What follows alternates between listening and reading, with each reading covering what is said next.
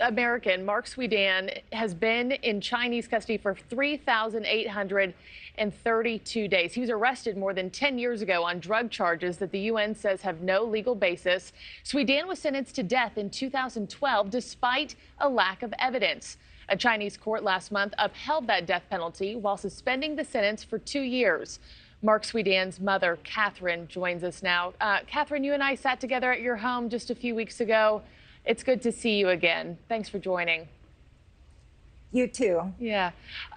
When was the last time, for viewers watching and they're not familiar with your son's case, when was the last time you spoke with your son? And I know when you and I talked, you were hoping to get a new box of letters or artwork from him soon.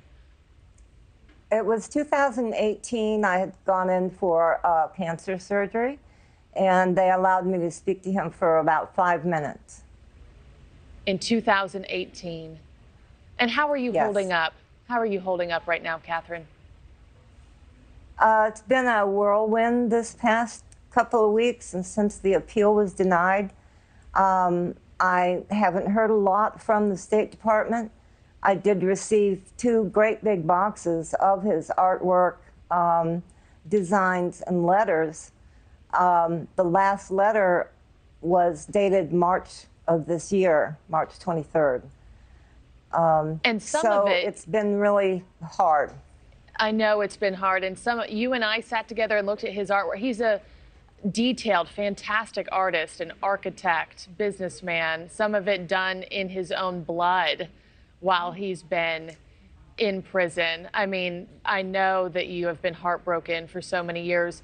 In the last month, Katherine, you know, our network has really tried to put a spotlight on Mark's case. Senator Ted Cruz has reignited the discussion in D.C.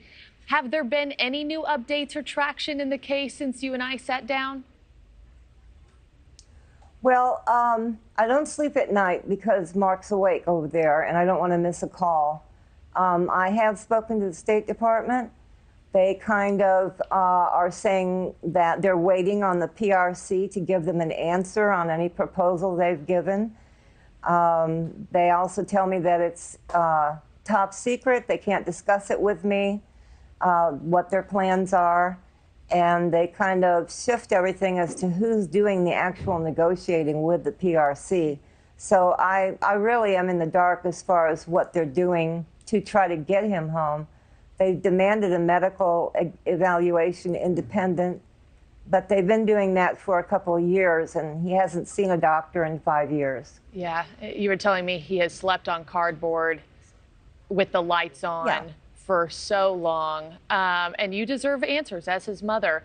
And Katherine, something you and I touched on a few weeks ago, in the past year, you know this, we have seen major headlines surrounding wrongfully detained Americans. You have American journalist Evan Gershkovich, who remains in a Russian prison. WNBA player Brittany Griner was released after nearly 10 months. It's been more than 10 years for your son, yet Mark hasn't received that kind of attention, and he's the only one to face a death penalty. Why? That's a good question.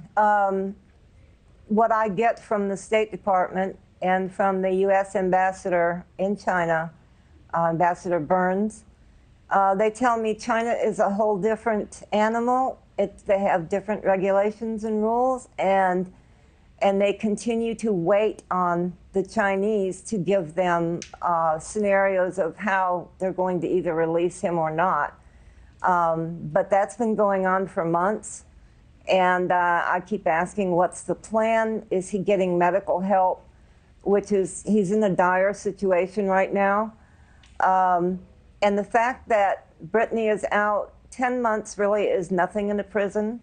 I don't know about Russian prisons, but also the Wall Street Journal has come together about the other detainee, and those are the things that are making the news for whatever reason. And I think that President Biden needs to demand that Mark be released, just like the House and the Senate did this week. They both concurred unanimously.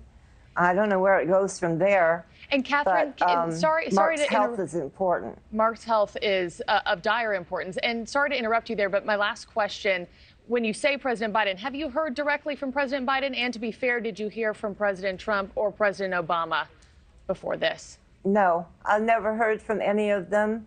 In fact, when 2012, Mark did a beautiful piece of artwork with the Chinese wall on the bottom and the U.S. on top, with the White House overshadowing it. And he put a note on there that said, Mrs. Clinton, please help me. She was the Secretary of State at the time. I haven't heard from any of them. No one's called. Nobody's visited. And I thought at least I would get a phone call because Mark is in such bad shape. And the ambassador to China saw it. Yeah, well, we are certainly hoping that you get the phone calls you deserve, Ms. Swidan. Thank you so much for joining us again. We'll continue to put a spotlight on Mark's case and story. Thank you. Thank you. Thank you for watching. Go to newsnationnow.com to find News Nation on your television provider. And don't forget to click the red subscribe button below to get more of News Nation's fact-driven, unbiased coverage.